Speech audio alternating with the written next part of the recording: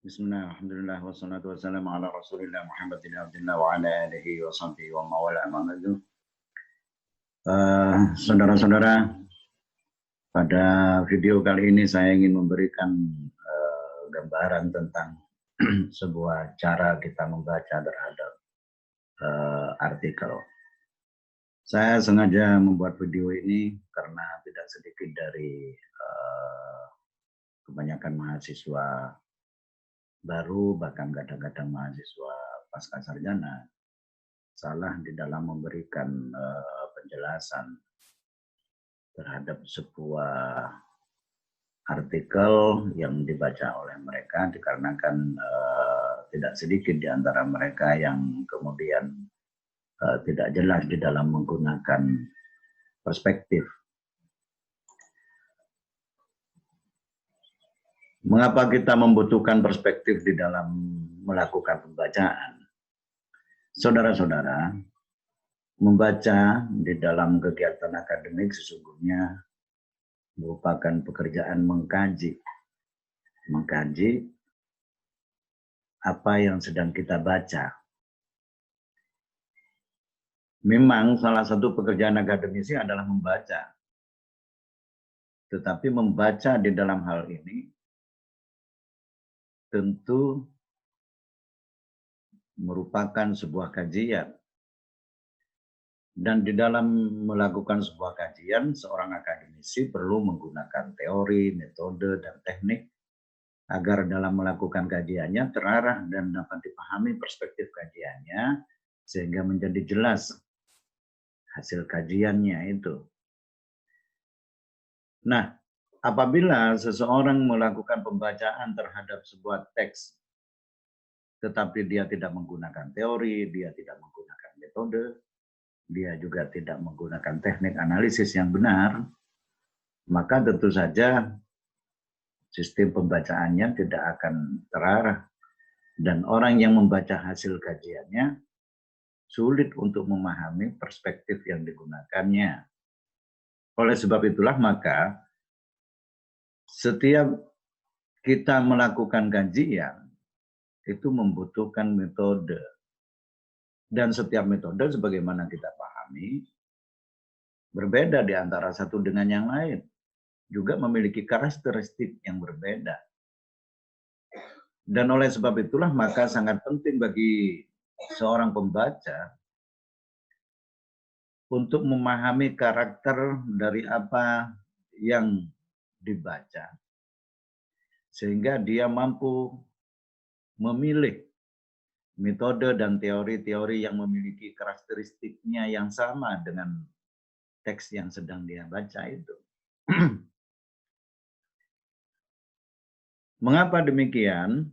Karena setiap metode itu memiliki karakteristik. Begitu juga teori-teori itu juga memiliki karakteristik.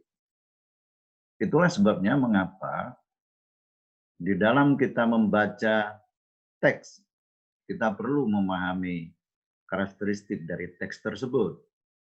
Agar metode dan teori yang kita pilih untuk dijadikan perspektif itu sesuai dengan karakter teks yang sedang kita baca.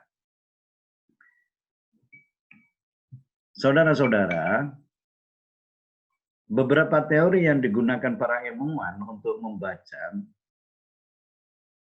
dalam hal ini tentu kaitannya dengan content analysis yang sedang saya jelaskan ini, ada beberapa.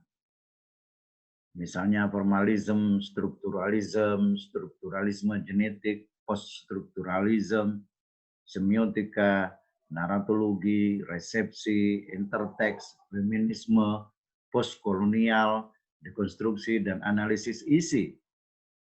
Dan yang akan saya jelaskan pada bagian ini di dalam video ini adalah yang terakhir, yang berkaitan dengan konten analisis itu. Nah, kita ingin melihat tentang apa dan bagaimana pandangan para ahli tentang konten analisis itu. Krippendorff memberikan pengertian terhadap analisis isi sebagai suatu teknik penelitian untuk membuat inferensi, perhatikan itu, yang dapat direplikasi atau ditiru dan sahih datanya dengan memperhatikan konteksnya. Perhatikan beberapa kata kunci yang dikatakan oleh Krippendorff, bahwa konten analisis atau analisis isi itu adalah untuk membuat inferensi agar dapat direplikasi atau ditiru dengan memperhatikan konteksnya. Itu pandangan Krippendorff. Nah, Weber memberikan penjelasan tentang konten analisis ini sebagai sebuah metode penelitian dengan menggunakan seperangkat prosedur untuk membuat inferensi yang valid dari teks. Agak sedikit berbeda apabila Krippendorff itu menggunakan konteks, tetapi Weber itu hanya berbasis kepada teks. Sekalipun sama-sama untuk melihat inferensi dari teks, tetapi Krippendorff itu menitik beratkan kepada konteksnya. Saya ingin memperlihatkan satu lagi berkaitan dengan ini, adalah tentang pandangan Reeve, Lacy, dan Vico yang diterbitkan pada tahun 1998 di halaman 20. Dia mengatakan bahwa analisis isi adalah pengujian yang sistematis. Perhatikan, pengujian yang sistematis dan dapat direplikasi dari simbol-simbol komunikasi. Perhatikan ini, simbol-simbol komunikasi, di mana simbol ini diberikan nilai numerik berdasarkan pengukuran yang valid dan analisis menggunakan metode statistik untuk menggambarkan komunikasi, menarik kesimpulan, dan memberi konteks baik produksi ataupun konsumsi. Ini agak lebih teknis dan agak lebih panjang, tetapi nanti akan saya berikan penjelasan tentang apa yang membedakan di antara tiga pandangan itu. Nah, saudara-saudara, saya ingin memberikan penjelasan bahwa tujuan dari analisis isi itu ada dua. Yang pertama, menggambarkan karakteristik pesan. Jadi ada karakteristik pesan yang ingin digambarkan. Dalam hal ini, analisis yang dipakai untuk menggambarkan pesan dari sumber yang sama, tetapi waktu yang berbeda. Perhatikan ini, analisis dipakai untuk menggambarkan pesan dari sumber yang sama, tetapi dalam waktu yang berbeda. Kalau di dalam kajian fikih, itu biasanya ada kajian tentang pandangan Imam Syafi'i dari qaul qadim dan qaul jadid. Itu berbeda, masanya berbeda. Analisis isi dipakai untuk melihat pesan pada situasi yang berbeda. Situasi di sini dapat berupa konteks yang berbeda, sosial dan politik. Misalnya, kita akan melakukan penelitian tentang pandangan Gus Dur mengenai negara. Dan kita jadikan sebagai patokan adalah ketika Gus Dur jadi presiden, sebelum menjadi presiden, dan setelah menjadi presiden. Tentu di situ situasinya berbeda, sosial politiknya juga berbeda, konteksnya berbeda. Jadi pandangan satu orang, tetapi dilihat dari beberapa sudut yang berbeda. Nah, analisis isi juga dipakai untuk melihat pesan pada khalayak yang berbeda. Dilihat dari siapa yang mendengarkan. Khalayak di sini merujuk pada pembaca, pendengar, atau pemirsa media yang berbeda. Saudara-saudara, setiap komunikator setiap orang yang menyampaikan, setiap penulis itu biasanya memiliki tujuan kepada siapa tulisannya itu akan disampaikan. Saya sering memberikan contoh kepada teman-teman mahasiswa bahwa ketika ada tulisan I love you,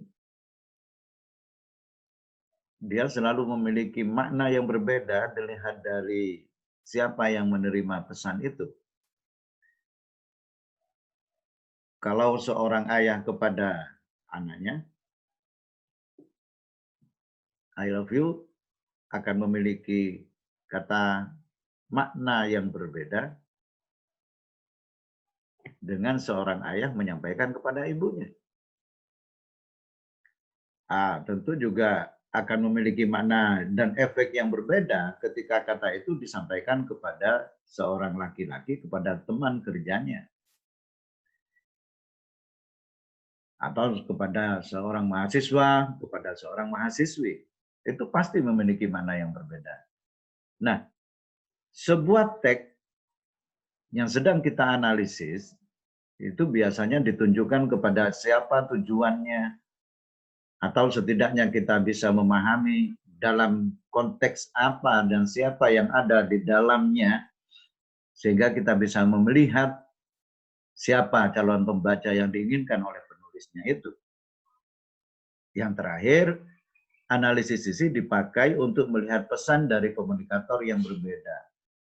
Ada konten yang sama, tetapi disampaikan oleh beberapa orang, apalagi pada kesempatan yang berbeda, pada tempat yang berbeda, maka itulah cara di mana kita waktunya menggunakan konten analisis. Nah, saudara-saudara, dilihat dari tujuannya inilah, maka kita bisa juga melihat kepada metode analisis itu ada quantitative content analysis, ada qualitative content analysis. Ada analisis isi kuantitatif dan ada analisis isi kualitatif.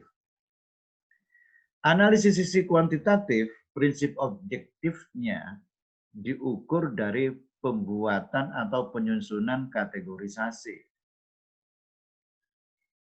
Metode ini biasanya diterapkan secara sistematis, mulai dari menentukan unit analisis sampai pembuatan kategorisasi dan operasionalisasi dari teks yang akan dianalisis. Dalam hal ini maka analisis isi kuantitatif meniscayakan tidak boleh tumpang tindih antara satu dengan lainnya. Nah, analisis isi kuantitatif ini biasanya digunakan untuk memfokuskan pada isi komunikasi yang tersurat. Perhatikan ini, komunikasi yang tersurat, yaitu tampak atau manifest. Karena itu tidak dapat digunakan untuk mengetahui isi komunikasi yang tersirat atau laten. Kalau di dalam bahasa Arab, setiap teks itu memiliki dua makna. Ada makna asli, kata Imam Asy-Syatibi, ada makna sanawi, ada makna tekstual, ada makna kontekstual, ada makna hakiki, ada makna majazi. Nah, analisis kuantitatif, analisis isi kuantitatif maksud saya, itu tidak bisa untuk melihat kepada makna batini, dia hanya bisa digunakan untuk makna hakiki. Dia tidak bisa digunakan untuk melihat makna majazi, tetapi dia hanya bisa digunakan untuk makna hakiki.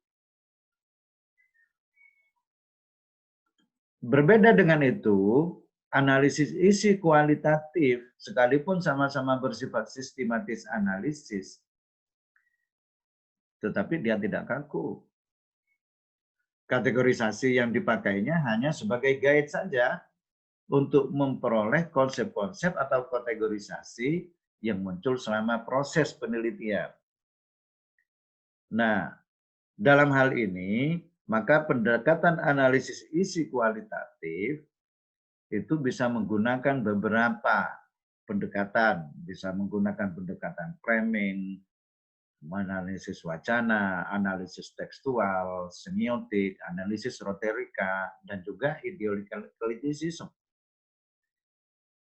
Yang paling penting dalam melakukan analisis isi kualitatif, peneliti dalam hal ini melakukan analisisnya bersikap kritis terhadap realitas atau fakta yang ada dalam teks yang dianalisis. Nanti saya akan memberikan penjelasan bagaimana penelitian dengan menggunakan konten analisis yang kualitatif ini pada contoh-contoh berikutnya. Nah, saudara-saudara, terakhir saya ingin memberikan penjelasan tentang langkah-langkah yang harus dilakukan oleh seseorang yang ingin membaca teks dengan menggunakan konten analisis. Yang pertama, dia harus tentukan data yang akan dianalisis. Bagaimana cara mendefinisikan datanya itu, dibuatkan kategorisasi seperti yang dijelaskan tadi. Hal apa saja yang terkait dengan data, apa konteks dari data yang dianalisis, apa batas-batas analisis yang dilakukan, lalu apa target kesimpulan yang hendak dicapai di dalam melakukan penelitian itu. Saudara-saudara, saya kira ini yang ingin saya sampaikan sebagai pengantar untuk saudara bisa memahami konten analisis, dan saya akan memberikan penjelasan tentang bagaimana aplikasi dari konten analisis ini di dalam membaca terhadap sebuah teks. Terima kasih. Assalamualaikum warahmatullahi wabarakatuh.